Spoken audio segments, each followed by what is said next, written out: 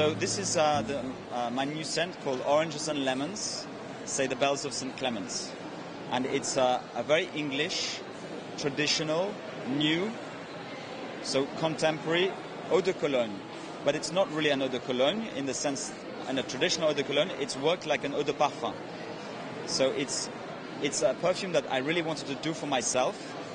And as I'm English, but I live in France, it's easy for me to now say what I think is English. Because when I lived in London, I wasn't even aware of what was English and what wasn't English. So now, with the distance, it's much easier. And so for me, this is like a timeless, chic, but at the same time a bit underground, because St. Clement's, it's what's called Cockney English. It's a language which only people from London could understand. And it's about rhyming, like singing. So you have Oranges and Lemons rhymes with St. Clement's. And it's like in Cockney, the telephone, it's called the dog and bone. Or a suit, like a in French, a costume, it's a whistle and flute. A whistle is to, and a flute is to play. So you say a whistle and flute. So this is the East End, the working class, traditionally the working class area, which is now very arty and underground. And then you have the West End, which is very chic, Mayfair, Belgravia. And this is a mix of the two.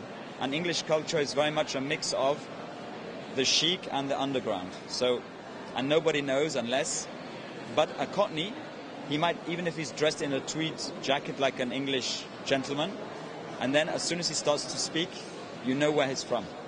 So this is very English, something very English.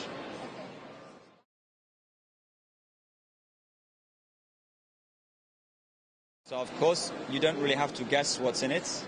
There are oranges, lemons, bergamot, which are the top notes of very traditional colognes. But then on the base notes, there is oak moss, vetiver, and romarin. I say in French, I'm losing my English, it's rosemary.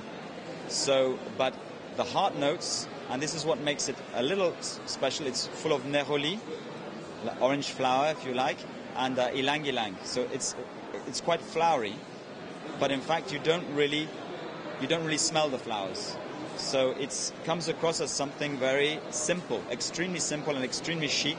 And I think it's very nice for what's modern about it is that it's very nice. It's the way you wear things. It's not about what it is, but how you wear it. So it's like about attitude. And what is nice with this is if you have a young, like fashionable girl wearing an eau de cologne, I think it's a very nice thing. So again, when I talk about attitude, but I just did it because I really love the smell, and it's something that I really, if I could make an eau de parfum for myself, I have 10 perfumes in the collection, and I wanted to, in the end I said, okay, I'd really like to do one now for myself. And then even if it's not amazingly original, it's always a little original because I do things which are quite conservative and traditional, but I always have a twist to them to make them a bit more interesting and modern, but without being crazy, you know.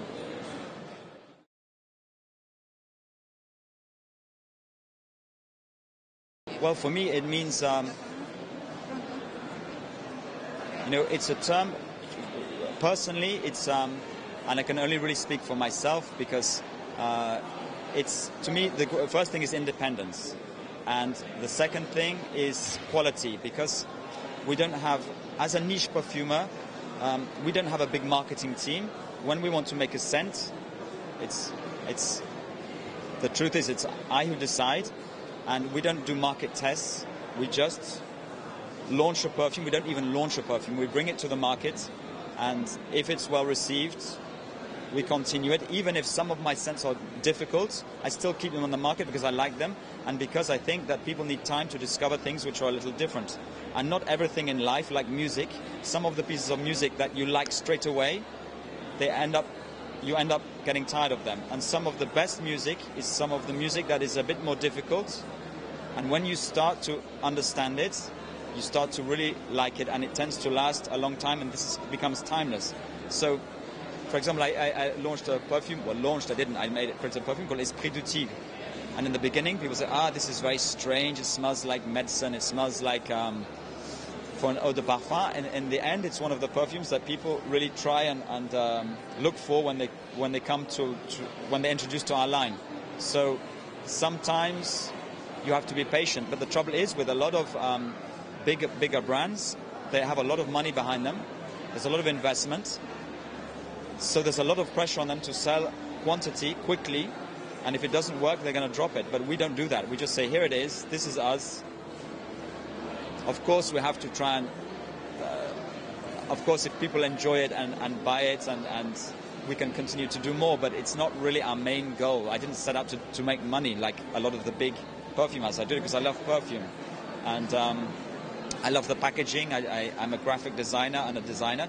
So for me, it was a little project where I do the graphics, the packaging, the scent. I do more and more on the scent. When I started doing perfume, it's a bit like a cook. You start to do a cake and then you graduate to a souffle. Or you start to... And people say, am I a nose? Well, I'm not a trained nose and I'm not a trained designer. And it's like anything. It's a language. And once you start to speak and learn a language, you start to be able to express yourself more and more. So the first sense, I was working with noses who were not so well. And now when I create a perfume, I already go... I put the ingredients together, but I don't weigh the ingredients and I don't write the formula. But I'm very much involved in the creation of the perfume. I smell everything, but I'm not going to weigh it, and I'm not going to to get it too technical, because the technical side to me is not the most interesting part. But